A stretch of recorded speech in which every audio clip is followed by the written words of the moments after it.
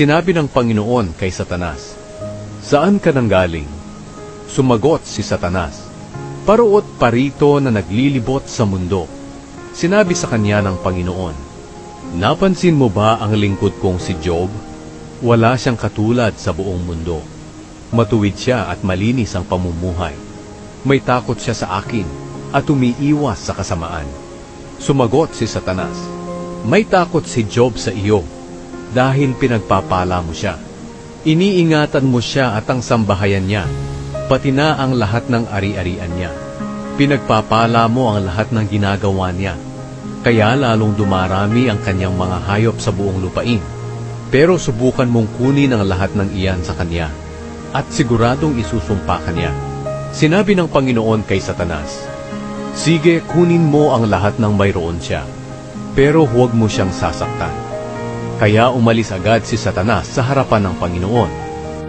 Isang araw, habang nagkakasayahan sa handaan ang mga anak ni Job sa bahay ng panganay, dumating sa bahay ni Job ang isa niyang tauhan at ibinalita ang ganito, "Habang nag-aararo po kami gamit ang inyong mga baka at pinapastol ang inyong mga asno sa di kalayuan, bigla kaming sinalakay ng mga sabeyo.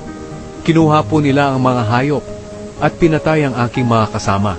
Ako lang po ang nakatakas para magbalita sa inyo." Habang nagsasalita pa ang tauhan, dumating din ang isa pang tauhan ni Job at sinabi, "Tinamaan po ng apoy ng Diyos ang inyong mga tupa at ang mga pastol nito at nasunog.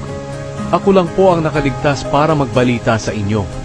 Habang nagsasalita pa siya, may isa pang dumating at nagbalita, "Sinalakay po kami ng 3 pangkat ng mga Kaldeyo.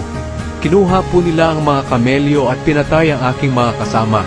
Ako lang po ang nakatakas para magbalita sa inyo." Habang nagsasalita pa siya, may isa pang dumating at nagbalita, "Habang nagkakasayahan po ang inyong mga anak sa bahay ng kanilang nakatatandang kapatid, bigla pong dumating ang malakas na hangin mula sa ilang at nawasak po ang bahay. Nabagsakan po ang inyong mga anak at namatay. Ako lang po ang nakaligtas para magbalita sa inyo." Nang marinig iyon ni Job, tumayo siya at pinunit ang kanyang damit dahil sa pagdadalamhati. Pagkatapos, inahitan niya ang kanyang buhok sa ulo at nagpatira pa sa lupa para sumamba sa Panginoon. Sinabi niya, "Ipinanganak akong walang dala at mamamatay din akong walang dala.